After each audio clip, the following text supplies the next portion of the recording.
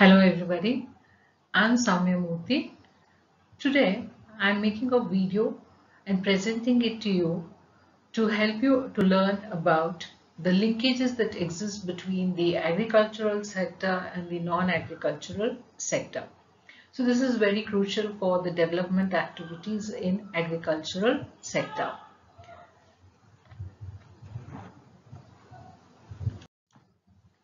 So this is basically for the fourth semester students who have this in their second chapter, Development of Agriculture.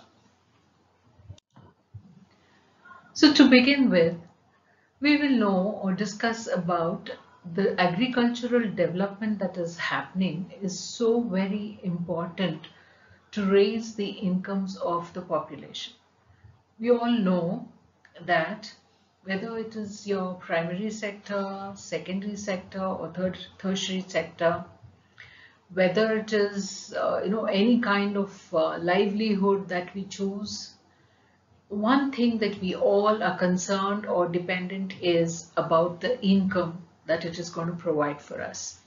So when you see that a particular sector is developing or it's improving or there's a huge demand for it, that is trying to tell us that there is improvement or increase in the income of the people. So when there is increase in the income of the population, we know that there is some changes in development happening. So agriculture also similarly works in the same line. So when we see there is improvement or there is a need for improvement, here we are trying to say that we want the incomes of the population to rise, especially the people who are dependent on agriculture, and also the non-agricultural sector. So when we say this, we slowly get to know that there is a link between this agricultural sector and the non-agricultural sector. So they are interlinked actually. So for development, what exactly are these linkages or how does this work? So we'll be discussing about that aspect in this particular video. So we all know that we are not independent. Each one of us are dependent for one or the other factor. So we know how we make use of the raw materials to make a finished good and how these finished goods are in turn produced and sold in the market. Sometimes make use of the services sector to sell them in the market. So they are all interlinked. So let's look into the linkages of the agricultural and non-agricultural sector. So we also know that we have this unbalanced growth theory, which basically discusses about the sectoral linkages and also includes that agriculture could not become a leading sector due to its weak backward linkages. And we also know that Kuznets and others have shown that in a contrast to this view, that they have emphasized that agricultural development is very essential for improving industrialization. So you're planning for a development, overall development, which includes industry, agriculture and all that. We need to see that there are linkages. So we need to develop agriculture so that there is development or improvement in terms of industries as well. So agriculture, as we know, has significant linkages to food and nutrition security. We know that the basic food that we consume are basically coming from the agricultural sector. So again, this sector is playing a very important role in terms of adaptation and mitigation strategies relating to climate change. Similarly, agricultural development is crucial for eradicating poverty. We know, especially in terms of underdeveloped countries or countries like India, poverty is a major issue and a major problem. So again, for that purpose, to provide food for our population, to reduce poverty, we require our agricultural sector to develop. So thus, farm sector is playing a very crucial role for inclusiveness and sustainability. At the global level, we see that uh, agricultural climate change, whether it's gender equity, natural resources, protection of our jobs, etc., agriculture is playing a very important role. So we say that there is sustainable development. So here agriculture is acting or playing a major role in terms of sustainable development, or even this is included in our sustainable development. So in practice, the future of agricultural industries are closely linked with each other in the sense that expansion in agriculture depends on the supply of industrial inputs, and expansion in industry is tied up with the development of the agricultural activity. So we know that the industrial inputs, expansion of industry can only happen when there is development of agricultural activity. Coming to the interdependency part, the interdependence between agriculture and industry becomes strengthened through various linkages that are generated in these two sectors. So we usually find certain linkages happening. One in the production, two the demand, and three the savings investment linkages. So let's see or discuss what are these linkages in terms of production, demand, and savings investment part. So to begin with the production linkages. Production linkages arises from the interdependency of agriculture and industry through the use of productive inputs. That is, agriculture draws some raw materials like chemical fertilizers, pesticides, electric power, agricultural machinery, and implements from the industry. We know agriculture is not independent of itself, when you're not dependent on industry that you can just survive on your own. Agriculture is dependent of industry. So what use do we make of industries? We are using the chemicals, we require the pesticides, fertilizers is required by the farmer, and sometimes, to provide water to your fields, you need electricity to, run your water pumps, and agricultural machinery, maybe in terms of the final product wherein you're trying to separate your husking or cleaning part and packaging and all that. We require machineries and we require implements. So all these are provided by the industries to agricultural sector.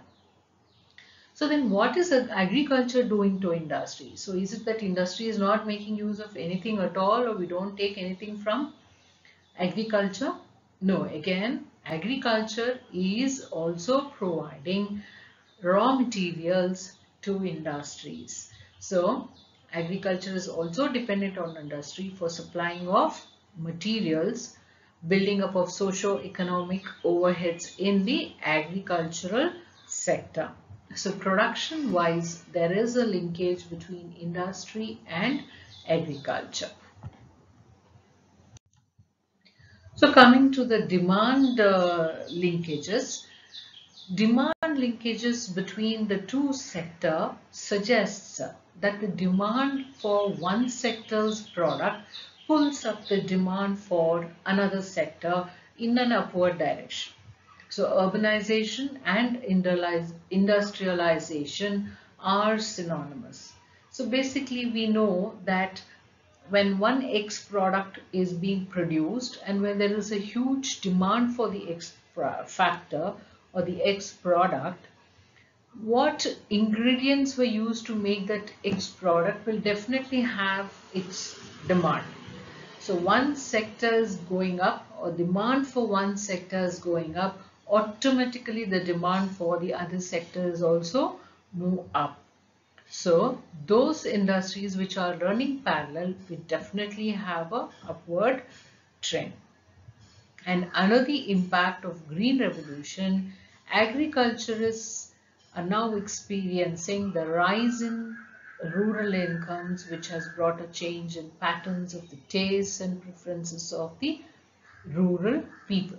We know that when you have, production increasing, when there is rise in demand, when people are selling those products, making money, or when we saw what happened in Green Revolution, huge products being sold and a lot of money moving into the hands of the farmers, obviously their tastes and preferences are going to change. So you're no longer going to consume and buy the same goods what you were using. So there's going to be a change in terms of the tastes and preferences. We'll continue with this in the next slide, which tells us about the savings investment aspects. So, increased rural income has resulted in an entry of industrial consumer goods. So, earlier the government had to bring in electricity to the rural areas. There was these telephone lines being drawn wherein BSNL tried to provide a phone connection or telecommunication to the rural people. The moment these rural areas found that their incomes were rising, they were not keeping that money idle. They started spending it on the consumer goods like TV, refrigerators, car, footwear, edible motorbikes, edible oils, etc. So there's a lot of change happening in the tastes and preferences and the lifestyles of the people in rural areas. So this impact of rising urban incomes and industrialization has a very favorable impact on the demand for food, vegetables, fruits, various raw materials produced in the agricultural sector. So we know that once you have income, the demand for other products are also rising. That's what we try to say. When there is a shift or change in demand in one particular sector, automatically there is going to be a change in the other sectors as well. Both the demand starts rising up. So there was a positive impact that happened in Indian economy. So the savings investment linkage, when we look into this aspect, there is also a linkage between the savings and the investment. So, a self-reliant agriculture capable of exporting surplus food grains is helping in savings, because savings was very scarce foreign exchange resources of the country. So we have this positive thing happening, because we just saw in our previous videos and when we took the production aspect of agriculture, we know that we are largest producers in terms of spices, tea, ginger, pepper, and we are the second largest producer of rice, wheat, sugar, and also third largest producer of tobacco. When your production has increased to such an extent, when people are able to export these items, our spices and food grains are in huge demand. So we are exporting these items, so that in turn is bringing back money to people. So one, we are becoming self-reliant, we are capable of exporting. On an addition to this, it is helping us to earn foreign exchange to our country. Now, these resources can be better utilized for importing capital goods and crucial raw materials that is needed for the industrialization. Now, we don't depend on only service sector or industries for our exports. So our agriculture sector is also exporting. India was quite famous for its spices for a long period of time.